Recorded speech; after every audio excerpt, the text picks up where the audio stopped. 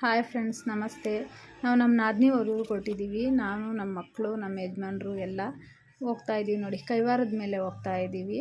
ಬೆಟ್ಟ ಎಲ್ಲ ಎಷ್ಟು ಚೆನ್ನಾಗಿದೆ. ನಮ್ಮ ನಾದಿನಿ ಊರ ಹತ್ರ ಮನೆ ಮುಂದೆನೇ ಬೆಟ್ಟ ಇದೆ. ಬೆಟ್ಟದ ಮೇಲೆ ಹತ್ತಿ ನೋಡಿದ್ರೆ ಎಷ್ಟು ಚೆನ್ನಾಗಿ ಕಾಣಿಸುತ್ತೋ ಊರೆಲ್ಲ. ತುಂಬ ಇಷ್ಟ ನಮ್ಮ ಮಕ್ಕಳಿಗೆಲ್ಲ ಅಲ್ಲಿ ಹೋಗೋದಕ್ಕೆ.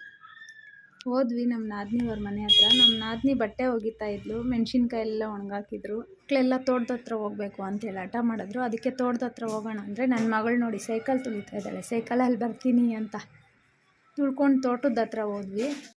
ಚಾಮಂತಿ ನಾರು, ಸೌತೆಕಾಯಿ ಎಲ್ಲ ಹಾಕಿದ್ದಾರೆ ಅವರು.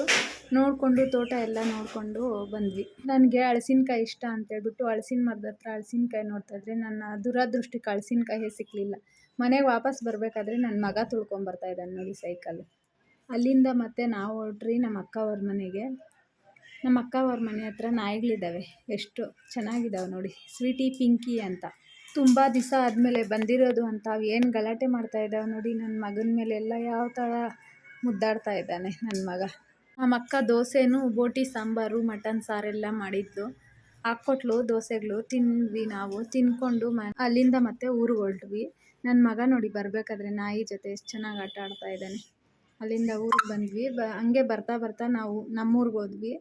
ಯಾಕಂದರೆ ನಮ್ಮ ಭಾವನ ಮಗಳು ಬಂದಿದ್ದು ಹಾಸ್ಟ್ಲಿಂದ. ಹಂಗೆ ಮಾತಾಡ್ಸ್ಕೊಂಬರೋಣ ಅಂತೇಳ್ಬಿಟ್ಟು ಅವಳ ಜೊತೆ ಮಾತಾಡಿಕೊಂಡು ಅವಳು ಅವರ ಪಪ್ಪನ ಜೊತೆ ಒಂದು ಫೋಟೋ ತೊಗೊತಾ ಇದ್ದಾಳೆ. ಬಂದ್ವಿ ಊರಿಗೆ.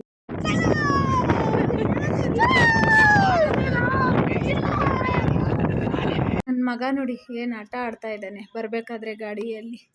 ಇವತ್ತಿನ ದಿನದ ಬ್ಲಾಗ್ ಈ ಥರ ಇತ್ತು. ಇಷ್ಟ ಆದರೆ ಲೈಕ್ ಮಾಡಿ, ಸಬ್ಸ್ಕ್ರೈಬ್ ಆಗಿ, ಸಪೋರ್ಟ್ ಮಾಡಿ ಫ್ರೆಂಡ್ಸ್. Thank you.